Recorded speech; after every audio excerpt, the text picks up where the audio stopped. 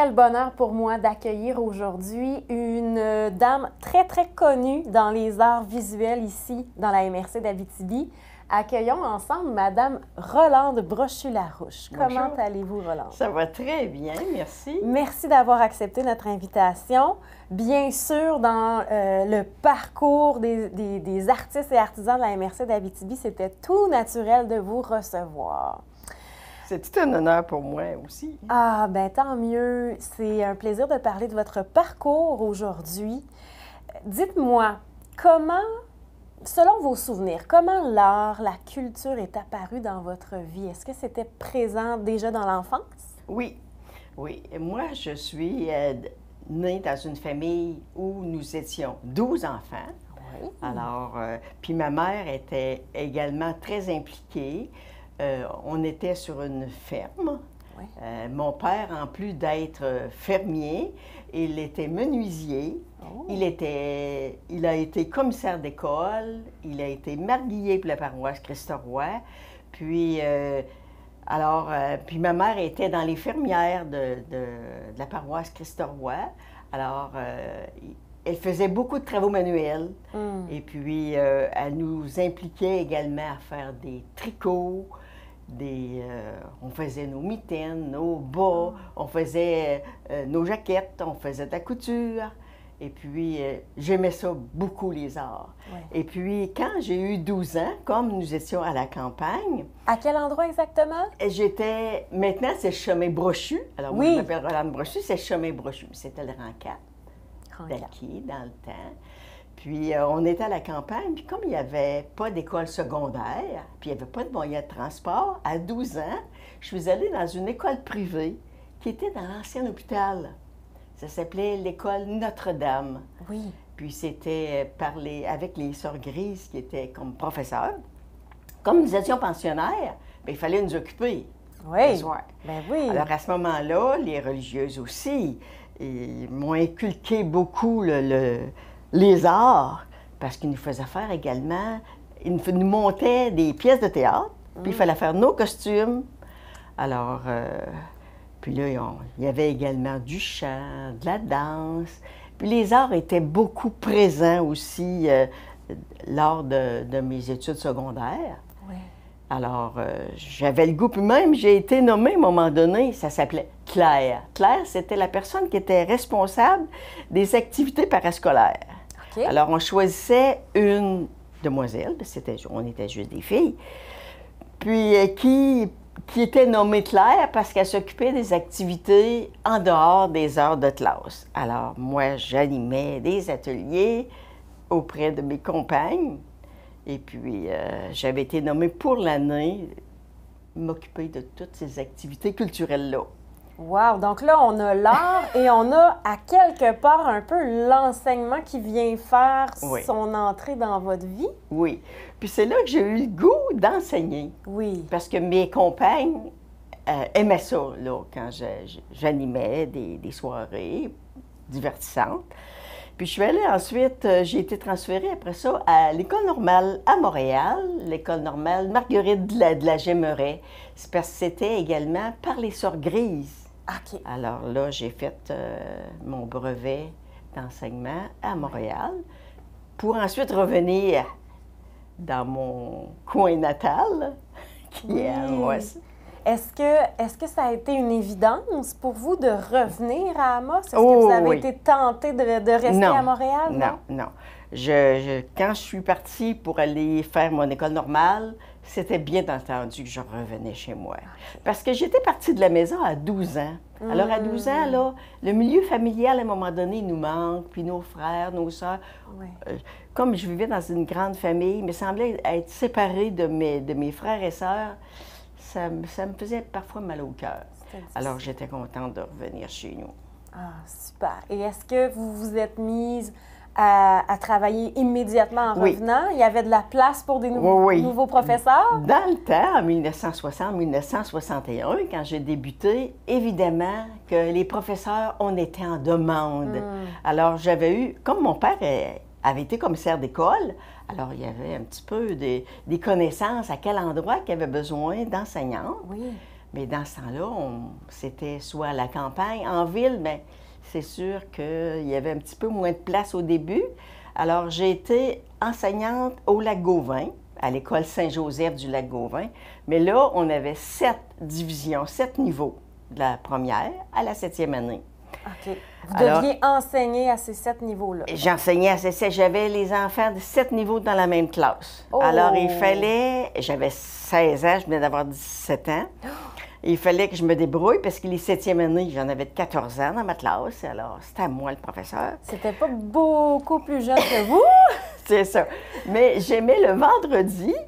Souvent, dans les écoles, c'était l'après-midi, c'était les arts que j'adorais. On faisait du dessin dans ce temps-là. Mais moi, j'ai décidé de faire, le vendredi après-midi, c'était des activités culturelles. Alors, on pouvait, les filles, on pouvait faire des recettes, faire à manger, c'était de la broderie, il y avait du tricot, il y avait de la peinture, il y avait des arts. Alors, le vendredi était réservé, vendredi après-midi, pour les arts. Alors, ça prouve que le milieu culturel, pour moi, les arts, là, ça a toujours été un peu en moi. C'était reçu comment par les élèves, ce vendredi-là? Très bien, très, très bien. Puis parfois, je faisais venir quelqu'un qui venait le vendredi après-midi pour les garçons, pour animer un atelier pour les garçons également dans l'école. Puis là, ces enfants-là s'en rappellent encore. Puis même, j'ai une de mes élèves qui était enseignante avec moi par la suite à l'école Christ-Roy. Elle me faisait le rappel, elle me disait, je me souviens, le vendredi, quand on faisait un après-midi d'art. Puis ensuite, bien, c'était à l'école Christ-Roy. Parce que les Sœurs Grises, une des Sœurs Grises était directrice à l'école Christ-Roy. Alors, quand il y a eu un poste qui s'est libéré, on m'a demandé de revenir. Et là, j'avais une division, une seule division. Ça doit être très différent. Ah oui, oui, je me sentais, là. Parce qu'à l'école de campagne, nous sommes notre propre directrice. Ah oui, OK. Puis on doit prendre toutes les responsabilités, tandis que là, c'était comme servi sur un plateau d'argent. Oui. Il me semblait que le directeur, il va faire quoi? J'étais habituée de prendre beaucoup de responsabilités. Oui. Tu sais, si un enfant était malade, il y avait l'inspecteur qui passait également dans les écoles, puis préparer les classes pour les 7 niveaux. Puis là, j'en avais un seul.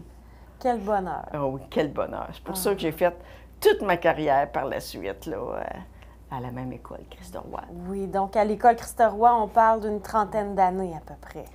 J'ai fait à l'école Christ-Roy 33 ans. 33 ans. Parce que j'avais fait 2 ans au préalable dans une école de campagne. Et là, même si on a une carrière d'enseignante, est-ce qu'on arrive à faire de l'art en dehors de tout ça? Oui, j'étais chanceuse parce que les directrices ou directeurs, j'en ai eu plusieurs, acceptaient que je fasse des arts avec les enfants. Oui. Parce que ça entrait dans notre programme.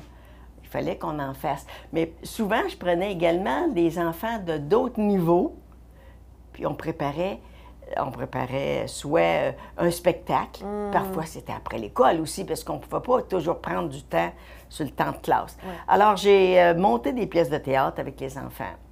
Et puis, je faisais les décors, parfois, avec les enfants, pour les arts. Moi, je préparais souvent des costumes. Et puis, un de mes élèves que j'ai admiré par la suite, c'est Roy Dupuis. Je l'ai eu dans ma classe. Puis je pense qu'il aimait ça aussi, être acteur dans les pièces de théâtre. Puis quand je le voyais à la télévision, je me suis dit, j'en prends une petite partie. Peut-être qu'il y a une petite flamme qui est venue de... Tu sais, de l'art de la scène, là, j'aimais ça. Parce que quand j'étais pensionnaire à l'école, comme je disais tantôt, on montait des pièces de théâtre. On est même allé en faire une à Nicolette, une pièce de théâtre, quand c'était l'anniversaire de Mère Diouville, à un moment donné. Alors, on a été allé faire une pièce de théâtre. Puis mes beaux souvenirs, c'est ça, c'est la culture, c'est tout ce qui a rapport à ça. Les décors, les costumes, les fonds de scène, en tout cas. Et à l'école, je prenais souvent les élèves de d'autres classes pour faire les arts. Alors, en dehors des matières scolaires, les arts étaient bien présents en moi. Oui, hein? Et même dans la vie personnelle, est-ce que déjà, on avait peut-être un petit atelier à la maison pour peinturer et tout ça? Personnellement, il y avait les Galeries Périgny déjà, Oui. ici. Puis eux, ils donnaient des formations. On faisait des lampes tissées, on faisait du papier drapé, on faisait toutes sortes de choses. Tous les cours qui se donnaient en art, je les prenais. Ah oui, hein? Art, Une vraie passion. Danse, oui. Puis j'ai prenais des cours de piano.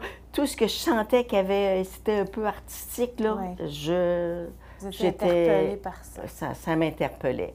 Puis mes enfants, j'en ai 4. Oui. Alors mes enfants devaient également tous apprendre la musique. Oui. Pour moi, c'est important. Parce que mon père était musicien. Comme je disais tantôt, mon père avait beaucoup de, comment je dirais bien ça, de volets artistiques. Oui. Et puis, mon père et ma mère étaient musiciens. Mon père jouait du violon, ma mère jouait du piano, de l'accordéon. Et puis, on a grandi dans une famille où la musique était très présente. La guitare, la mandoline, on pouvait jouer même si les cordes cassaient. Alors, j'ai pris des cours de piano, personnellement, oui.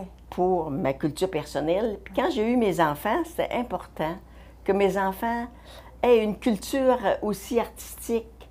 Puis, il y avait la chorale des Piccolos. Tous mes enfants ont fait partie de la chorale des Piccolos. Et puis, tous mes enfants ont appris la musique. Alors, le piano, c'est important. Et puis, la flûte traversière et le reste quand tu étais au secondaire, là, mais... Oui, dans les concentrations musique. Dans les concentrations musique, oui. Donc, l'héritage de cette culture-là a été transmise aux enfants. Est-ce que les petits-enfants aussi... Les petits-enfants. Mes enfants, mes filles, aussi, leurs enfants ont appris également la musique, la guitare, le piano. Je pense que c'est important d'avoir une ouverture, en plus d'une ouverture au domaine scolaire, une ouverture culturelle, les arts et le reste. D'après vous, qu'est-ce que ça apporte chez quelqu'un, le fait de faire de la culture? C'est apaisant, c'est vraiment un plus. Moi, je ne sais pas, les familles qui pratiquent aucune musique, qu'est-ce qui se passe lors de leur soirée? Parce que moi, dans ma famille, mes enfants, mes frères, mes sœurs, les soirées sont occupées à le chant, la musique. J'ai ma nièce qui enseigne aussi, Lynn Brochu, qui enseigne également la musique. Oui. Pour moi, c'est important. Oui, hein? Oui. C'est un beau bagage à laisser aux prochaines générations. Des projets culturels, vous en avez fait un et un autre, vous en faites encore. Oui. Quels projets vous ont marqué? Les projets qui m'ont marqué, c'était... j'avais débuté, quand je faisais des remplacements, à faire des murs, à peindre des murs avec les enfants dans les écoles. Wow. Alors, à l'école Christ-Roy, la bibliothèque, nous avions fait 3 murs complets. J'avais fait comme des fenêtres, puis tous les enfants de l'école ont participé à peindre. Il y avait un thème, l'eau, la terre, l'air, puis les enfants arrivaient, puis là, ils faisaient de la peinture sur les murs en respectant le thème. Oui. Ça avait commencé, puis ça avait été vraiment apprécié, ces décors-là. Puis après ça, bien, quand je suis entrée dans la Société des arts, ça fait plus de 20 ans que je fais partie de la Société des arts, pour moi, c'est important de ne pas juste faire des expositions pour exposer nos œuvres. C'était également mettre de la beauté, là, bénévolement, évidemment, parce qu'elle a quasiment toujours été bénévole, de faire quelque chose de spécial. Puis là, il y a eu le 100e d'Amos. Oui. Alors, on a eu l'initiative, comme j'étais présidente de la Société des arts, quel projet on va faire qui va nous démarquer, les artistes?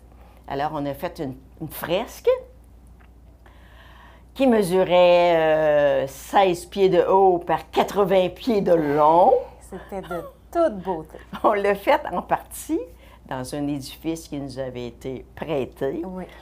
Puis, malheureusement, ça n'a pas eu une durée de vie plus que 4 ans, parce que c'était fait sur des planches, des panneaux. OK. Ça s'est dégradé avec Ça le s'est temps? dégradé. Au départ, j'avais demandé, moi, de le faire directement sur le mur. J'avais pris des informations à Québec. Comment eux faisaient la peinture sur les murs, Oui. sur les murs de briques. Oui. Comment est-ce qu'ils apprêtaient le mur. Oui. Mais par la suite, j'en ai parlé à la ville. Et puis, celle qui était responsable, elle m'avait dit ah, ben là, si vous êtes pour donner ça à la ville, le mur ne nous appartient pas. C'est Même vrai. si j'avais eu la permission de Vidéotron pour le faire sur le mur. Tu sais, moi, je disais on le donnera à la ville. Mais finalement, on a décidé de faire ça sur des panneaux. Mais on n'était pas assez informés quelle sorte de panneaux utiliser. On s'est débrouillé par nous-mêmes. Ouais. Alors, les panneaux ont une durée de vie avec les UVR Oui. qu'on a, là. L'eau s'est infiltrée et puis on a dû, quand ça commençait à se détériorer un peu, je voulais que les gens gardent une belle image de cette fresque-là. Alors, on a décidé d'enlever les panneaux, mais on l'a fait, par exemple, sur une toile Génial. que mon frère nous a installée, de 10 pieds de long, que nous avons donné à la ville. Ils ne l'ont pas encore installé parce qu'ils attendaient de faire des rénovations dans la salle du conseil. Ah, d'accord. Mais la fresque qu'on a faite, l'idée de la fresque, l'histoire d'Amos, on l'a Ça en va peinture. survivre. Ça va survivre avec C'est cette ça, peinture-là. ouais. Génial. Il y a un beau projet aussi avec l'hôpital. Oui. C'est venu comment, cette idée-là? L'idée est venue, et je m'étais dit, comme je disais tout à l'heure, juste faire des expositions, je trouvais que c'était pas assez pour faire connaître la Société des arts. Ouais. Comme j'étais présidente, je voulais absolument que la Société des arts, qu'on soit connue autrement. Alors, j'ai rencontré un médecin, puis je lui ai proposé, parce que mon père avait été hospitalisé, puis il disait, on n'a rien à regarder, on regarde le plafond, puis il ne pouvait pas se lever, puis il disait, puis là, mais ça mijotait dans ma tête. S'il y avait quelque chose de collé, un calendrier, quelque chose. Ouais. Mais là, l'idée m'était venue de peindre des tuiles de plafond. Alors, j'ai demandé au médecin, est-ce que ça serait une bonne idée? Puis elle a dit, justement, on pourrait commencer au 3e étage, à la pédiatrie. Alors, tout de suite là, elle a embarqué dans mon projet. Et puis, on a fait le tour avec la responsable des chambres, des enfants. Il y avait comme des petites bandes de tapisserie, puis on a pris les thèmes. Oui. Puis là, bien, j'ai présenté ça au CA de la Société des arts. S'il y avait des artistes qui voulaient embarquer avec moi. La première année, on était 10 artistes. Wow! Maintenant, je vous dirais qu'on est 54 artistes qui participent au projet, qui se poursuit toujours. Ça a débuté en 2009. Le projet, l'idée a été lancée en 2009. Et en 2010, nous avons décoré les chambres des enfants à la pédiatrie. Ensuite, le directeur m'a demandé, M. Michel Michaud, oui. il m'avait demandé si on pouvait faire le 6e étage, tu sais, des soins prolongés, oui. que ça serait intéressant. Et puis là, l'infirmière en chef me disait quel thème, puis qu'est-ce qu'on pourrait faire qui serait apaisant pour les gens de cet étage-là. Il y en avait qui avaient un trouble cognitif, admettons. Puis c'est important qu'il retrouve sa chambre en regardant sa tuile de plafond. Quelle belle idée. Et puis, fait que j'ai lancé le projet. Puis d'année en année, il y a eu des demandes qui ont été faites par les chefs de département. Ouais. Puis depuis ce temps-là, à chaque année, on présente des tuiles de plafond peintes par les artistes bénévoles. Quelle belle idée Puis pour promouvoir la Société des arts, Oui. promouvoir vos artistes, mais pour embellir la vie. Puis des personnes. Radio-Canada a su ça. Ça s'est répandu. Et puis, ils sont venus filmer là, à l'hôpital.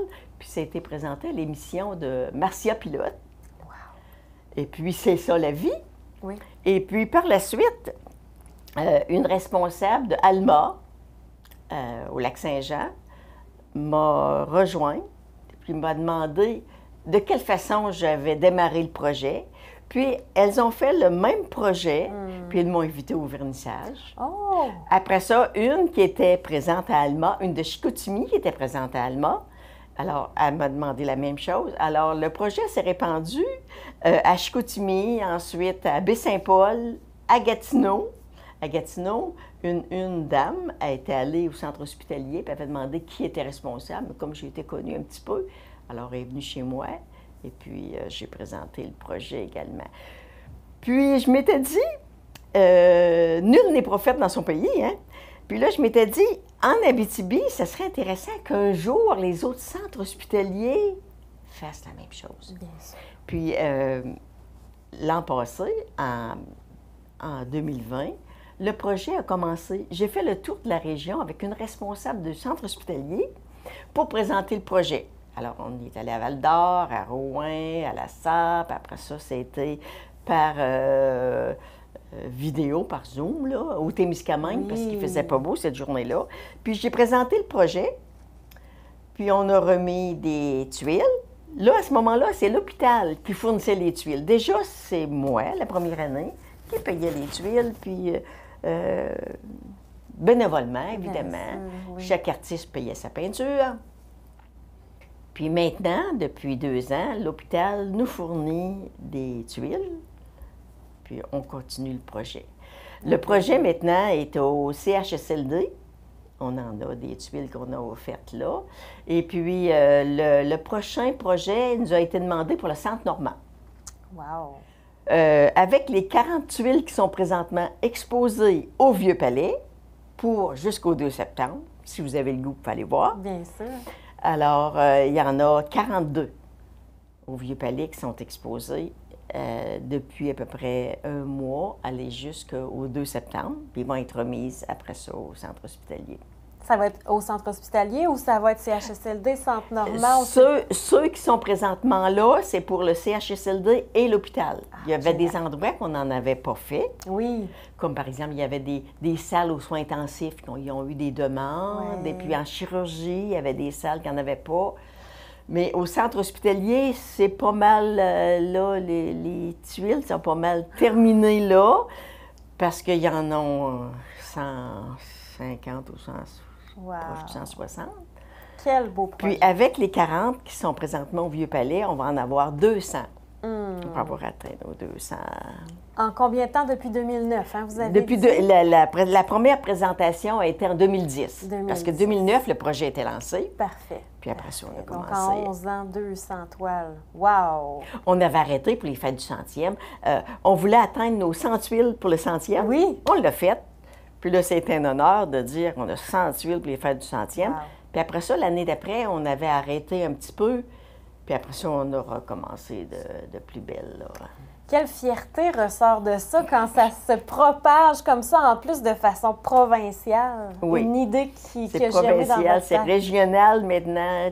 Tous les centres hospitaliers ici de la région vont pouvoir, les usagers vont pouvoir bénéficier des tuiles, là, qui sont des œuvres sur tuiles, évidemment. Quel beau leg. Oui. Quel beau Je suis leg. contente parce que je m'étais dit, tu sais, j'aurais toujours aimé donner au suivant. Puis je m'étais dit, c'est ma façon, moi, de donner au suivant. Si j'ai un certain talent pour les arts, il faut en faire profiter la clientèle, les personnes. Puis là, j'ai comme un peu atteint mon but, finalement. Merveilleux. Félicitations. Et est-ce qu'il existe encore des projets dans votre tête qui n'ont pas été réalisés, qui s'en viennent? Il y a un projet qui est commencé à Place Centre-Ville. Nous avons fait le corridor, 2 murs du corridor qui mènent à la passerelle. Oui. Parce que une responsable de Place Centre-Ville m'avait téléphoné et me demandé voir si je voulais aller la rencontrer. Puis elle avait le goût que ce corridor-là, que souvent les jeunes et moins jeunes, puis tout ça, traversent, Oui.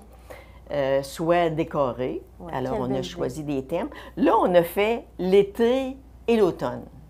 Alors, il nous manque les 2 autres saisons, mais comme la pandémie est arrivée, Alors, nous Ça avons a freiné un petit peu le pris une projet. pause, là. Et nous allons continuer quand tout va être réglé. Oui, super. Est-ce que vous diriez que l'art, la culture ici dans la MRC d'Abitibi a changé depuis vos débuts? Plus présente, moins présente, de façon différente? Je pense que ça a toujours été présent parce que quand j'étais plus jeune, comme je vous disais, là, chez Périgny, il y avait des cours d'art Oui. qui se donnaient, mais c'était peut-être pas... La publicité n'était pas faite comme maintenant. Oui. Comme là, on a commencé à organiser, je pense qu'on nous sommes rendus à la 7e année, location d'œuvres d'art. Oui. Et puis, ça, c'est un projet aussi qu'on a présenté à la ville, puis qui a été accepté. La bibliothécaire, c'est elle, là, qui est quand même la grande responsable pour la publicité et tout ça, là. Alors, nous avons commencé à la location d'œuvres d'art pour les commerçants, les professionnels qui désirent décorer leur bureau ou leur entreprise. Puis ça fonctionne très bien. Quelle belle idée. Encore cette année, là, les artistes sont à l'œuvre.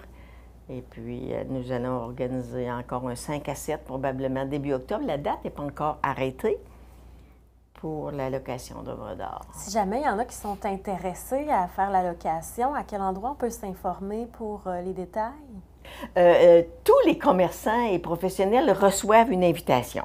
OK, parfait. Puis après ça, vous pouvez le dire de bouche à oreille. Puis quand c'est... là, il va y avoir d'autres annonces. C'est fait sur le site de la Ville d'Amos. Oui. Et puis, vous pouvez aller vous inscrire. Et puis, on a un 5 à 7. Toutes les toiles sont installées, les œuvres sont installées. Et puis, ils peuvent choisir laquelle. On présente une feuille, puis là, ils disent, bon, il y a des numéros. Puis là, ils choisissent laquelle qui est intéressée. Premier choix, deuxième choix, troisième choix. Puis, c'est tiré au sort selon les choix qu'ils ont faits. Et puis, est-ce que c'est une location d'1 an à ce moment-là? c'est une location d'1 an. La première année, on avait fait une location. Après la première année, ils pouvaient relouer pour une deuxième année. Mais comme ça demandait beaucoup d'investissement pour tenir le livre qu'il a encore une autre année, alors on a décidé que c'était seulement d'une année à l'autre. Puis au bout de l'année, ils peuvent acheter la toile et le prix de location est déduit du prix de la toile. Quelle belle idée. Alors, mettons que c'est 100 pour l'année, puis au bout de l'année, mettons que la tuile est 300 alors qu'il leur reste 200 et la tuile, pas la tuile, parce qu'on parle des tuiles d'hôpital, et la toile leur appartient. Alors, on va rester à l'affût de tout ça. Merci infiniment d'avoir accepté notre invitation. On aurait pu parler des heures avec toutes les implications que vous avez eues, les nombreux prix que vous avez reçus aussi. Félicitations pour votre beau parcours et bonne continuité parce qu'on se doute que c'est pas fini tout ça. Non, j'ai encore beaucoup de projets qui mijotent. Merci. Merci, c'est à notre plus grand plaisir qu'on prendra connaissance de ces projets-là. Merci beaucoup. Merci, Mme Brochu.